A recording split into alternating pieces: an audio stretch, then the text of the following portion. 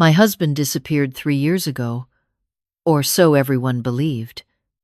I remember the exact moment I stopped being a wife and became a widow. It was a Tuesday in October, the kind of morning where the sky can't decide between gray and blue. A deputy sheriff knocked on my door at 6:47 the morning. I know the time because the clock on the mantel had just chimed, and I remember thinking it was too early for anyone to bring good news. My husband had gone fishing at Lake Hartwell the Friday before. He went every year around that time, always alone, always for the long weekend. He said the silence out there was the only thing that cleared his head. After 31 years of marriage, I had stopped asking to come along. His truck was found at the boat launch on Sunday evening. His rod, his tackle box, his cooler with 2 untouched sandwiches, I had made him all still there. His wallet was on the passenger seat. His phone was in the glove compartment, turned off. They searched the lake for 11 days. They never found his body. After 6 months, the county declared him legally dead.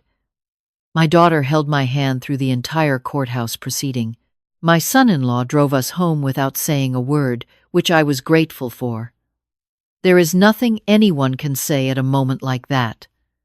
The paperwork makes the silence official. That is all. I want you to understand what those 3 years looked like, because you need to know who I was before I tell you what happened next. I was 64 years old, and I had been with my husband since I was 32, half my life. I had taught 4th grade for 27 years and retired the spring before he disappeared, so when he was gone, there was nothing left to fill the hours. No classroom, no husband, no routine. Just a house in Greenville, South Carolina, that was suddenly too large for one person and too full of the wrong kind of quiet. I learned to cook for one. I learned to sleep in the middle of the bed. I learned that grief is not a wave that knocks you down and retreats. It is more like a fog. You do not see it coming. You do not see it go. You simply realize, one afternoon while you are folding laundry, that you have been living inside of it for so long, you forgot what the air used to taste like. My best friend Carol came over every Thursday. She brought coffee and sometimes pie from the bakery on Wade Hampton Boulevard, and we would sit at my kitchen table, and she would let me talk or let me be silent, whatever I needed. Carol had known me since our girls were in kindergarten together. She had stood beside me at my husband's memorial service and cried harder than I did, which made me feel less alone in a way I cannot fully explain. I had no reason to suspect anything. I want you to remember that. I had absolutely no reason in the world to suspect anything at all. It was a Saturday in late March when everything changed. My granddaughter had a dance recital at the Fine Arts Center downtown. She was 7 years old and had been practicing her routine for 3 months, and she had made me promise in February that I would be in the front row. I had written it on my calendar in red ink. Nothing was going to make me miss it. The recital ran a little long. 17 groups of children, each one more earnest and delightful than the last. By the time it ended, it was nearly 5 o'clock, and I had not eaten since breakfast. I kissed my granddaughter backstage and told her she was the best one, which grandmothers are both obligated and delighted to say, and then I told my daughter I would meet them for dinner in an hour. I wanted to stop at the grocery store first. The Publix on Woodruff Road was busy for a Saturday evening. I took a basket instead of a cart because I only needed a few things: bread, soup, oranges, the small, manageable list of a person who lives alone. I was in the produce section, squeezing an orange to check for softness, when I looked up. There is a particular way your body knows something before your mind catches up. Your chest tightens. Your hands go still. The sounds around you drop away as if someone turned a dial. The man standing at the far end of the produce section, with his back to me, reaching for a bag of apples, I knew the shape of his shoulders. I knew the way he stood with his weight slightly to the left. I knew the particular angle of his neck when he was looking at something that required reading. I told myself I was being foolish. I told myself that grief does its own kind of damage to the mind. I told myself that I had seen his face on strangers before, in the first year especially, and it was always just a trick of the light, just my heart refusing to accept what the fog already knew. But then he turned to put the apples in his cart, and I dropped every orange in my hands onto the floor. It was my husband. Not someone who looked like my husband, not a resemblance that faded when you got closer. It was him. The same jaw, the same eyebrows, the same small scar above his left ear from a camping accident in 1987 that I had cleaned and bandaged myself.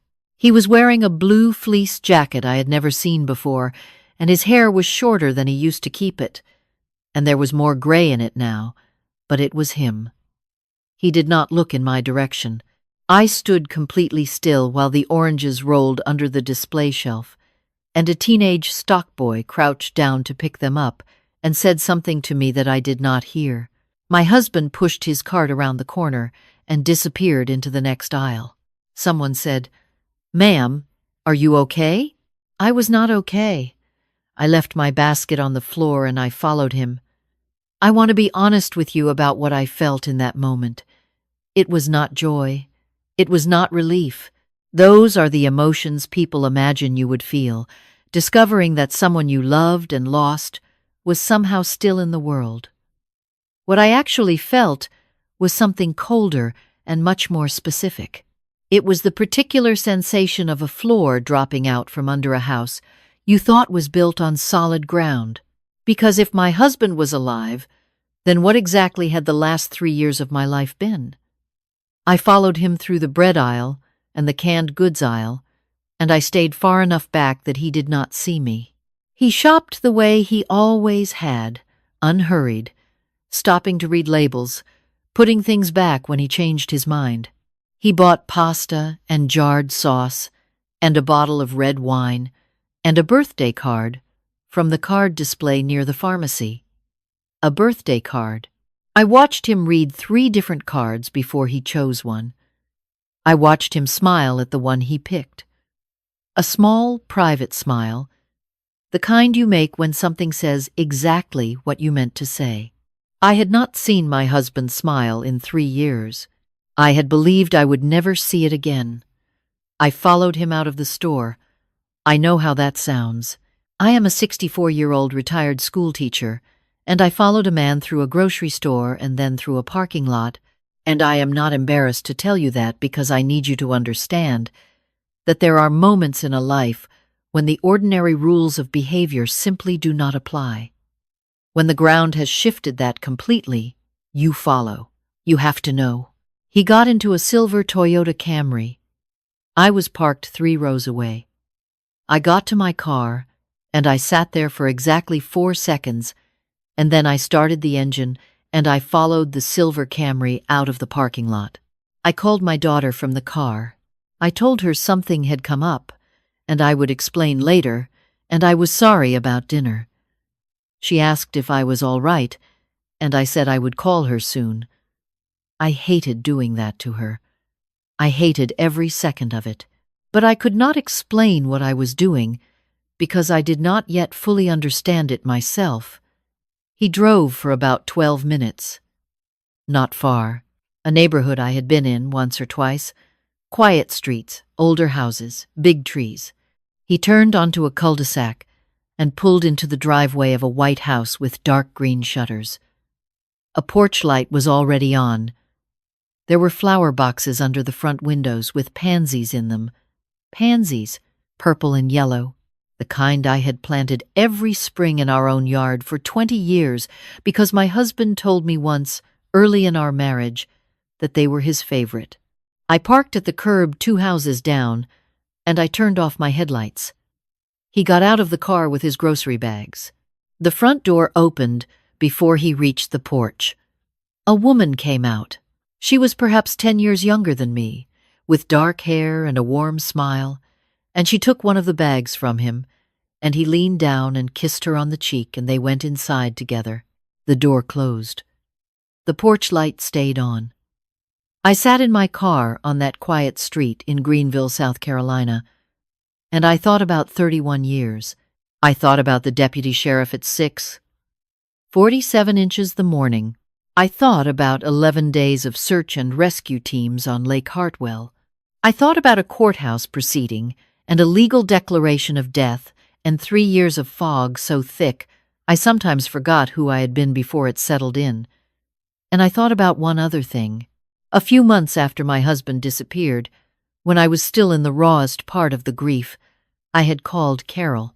It was late, maybe 10 o'clock, and I was sitting in the dark in our bedroom, and I could not stop shaking. Carol answered on the second ring and talked to me for 2 hours. She told me to be patient with myself. She told me that there was no timeline for this kind of loss. She told me she loved me and that she would be there every step of the way. What Carol had never told me was that she had my husband's cell phone number saved in her contacts under a name I might not recognize. I did not know that yet. I would not know it for another 4 days. What I knew, sitting outside that White House with the green shutters and the pansies, was that someone had helped him. A disappearance that clean, that convincing, with a truck and a wallet and a phone and a cooler full of untouched sandwiches that does not happen alone. Someone had planned this with him. Someone had known he was alive for 3 years while I sat at my kitchen table on Thursday mornings and talked about grief and healing and learning to live without him. I took a photograph of the house with my phone. I took a photograph of his car and the license plate. Then I drove home. I did not call my daughter that night. I did not call anyone. I made myself a cup of tea and I sat at the kitchen table and I thought very carefully about what I was going to do next. And I made myself think it all the way through before I moved an inch, because I had spent 3 years being a woman things happened to, and I was finished with that. The next morning I called a private investigator. I found his name through a referral from a friend of a friend. His office was on Augusta Street, and he had a kind, businesslike manner that I appreciated. I told him what I had seen. I showed him the photographs. I told him I needed 3 things. I needed to confirm that the man in that house was legally my husband. I needed to know who else had known he was alive, and I needed documentation of everything. He told me it would take about a week. It took 5 days.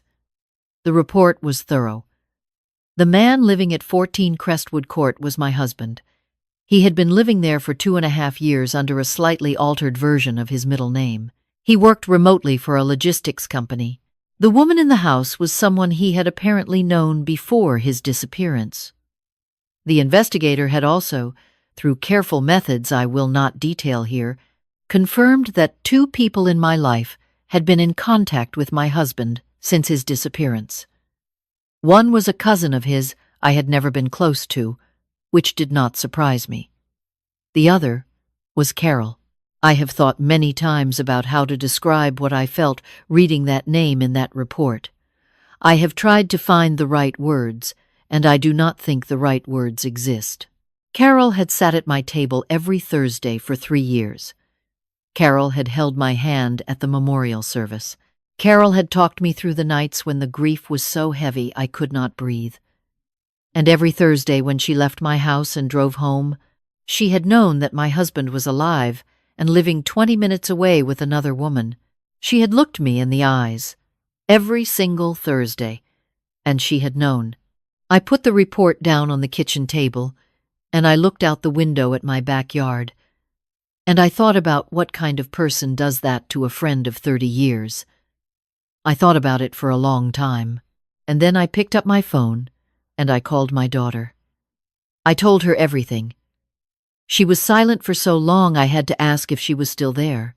When she finally spoke, her voice was very quiet and very steady, and she said, "Mom, what do you need me to do?" That is the moment I am most grateful for in this entire story, not the justice that came later, not the legal resolution. That one sentence from my daughter, spoken in that quiet, steady voice. "What do you need me to do?" What I needed her to do was come with me to an attorney's office, which she did the following morning. The attorney was very direct with us. My husband's legal declaration of death had triggered the release of his life insurance policy, $240,000, which I had received, and which had been sitting largely untouched in an account because spending it had felt wrong, though I could not have explained exactly why at the time. Now I understood. My body had known what my mind was not ready to accept. The attorney explained that my husband had committed insurance fraud, among several other things. He explained that what Carol had done knowingly, concealing a living person who had been declared legally dead for the purpose of an insurance payout, had a name under South Carolina law, and that name came with consequences. My husband was arrested on a Thursday. I know the day because it was the day Carol usually came over, and she did not come, and later I learned it was because she had received a call that morning from my husband, telling her that someone had been asking questions.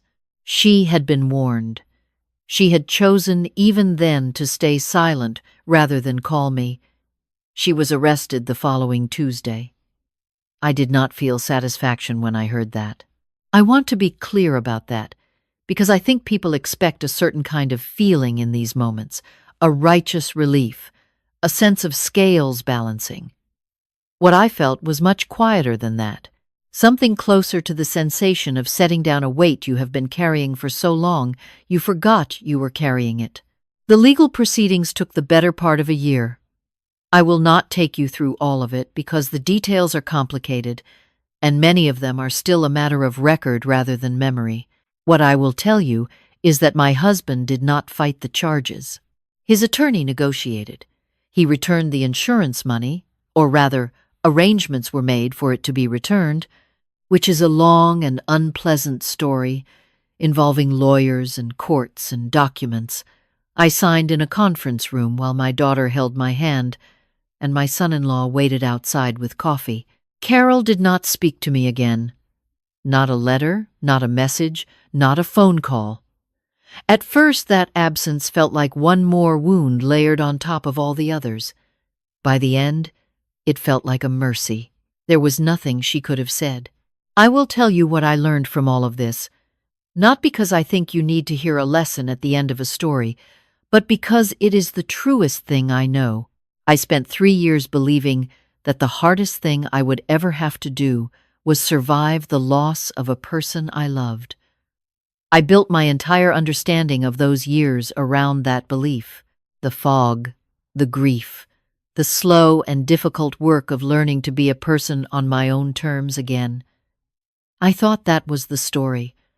I thought that was what those years meant, but the years meant something different than I thought. They meant that I could, in fact, survive, that I was capable of more steadiness and more patience and more careful, quiet courage than I had ever been asked to show before. And when the moment came that required all of it, the private investigator, the attorney's office, the year of legal proceedings, the Thursday mornings, that no longer ended with a knock at my door, I had it. I had built it, without knowing I was building it. Through every day, I had simply gotten up and kept going. My granddaughter turned 8 in the spring. I was in the front row for her birthday, same as I had been for the recital. She is at an age now where she asks questions about everything, which I love about her, and she asked me once why I seemed happier than I used to be. I told her I had put something down that I had been carrying for a long time. She thought about that very seriously, the way 8-year-olds do, and then she said, "Was it heavy?" I told her it was. I told her it was very heavy, for a very long time. And then I told her that the good news about heavy things is that once you set them down, you find out how strong your arms actually are. She seemed satisfied with that. She went back to her birthday cake. I sat in the sunshine in my daughter's backyard, with my family around me, and the spring coming in warm off the Carolina hills. And I thought about pansies and lake water And a Thursday morning when a knock at the door did not come, and I let all of it be exactly what it was, the past. It is remarkable, really, how much room there is in a life once you stop filling it with what it used to hold. I am 67 years old. I have been a wife and a widow and a woman who discovered the difference between the two was not what she thought. I have been a teacher and a friend and a grandmother in the front row. I have learned to sleep in the middle of the bed. I have learned that some doors close so that you will notice, finally, that you are standing in a house with many other doors, and every spring I still plant pansies. Not for anyone else, for me.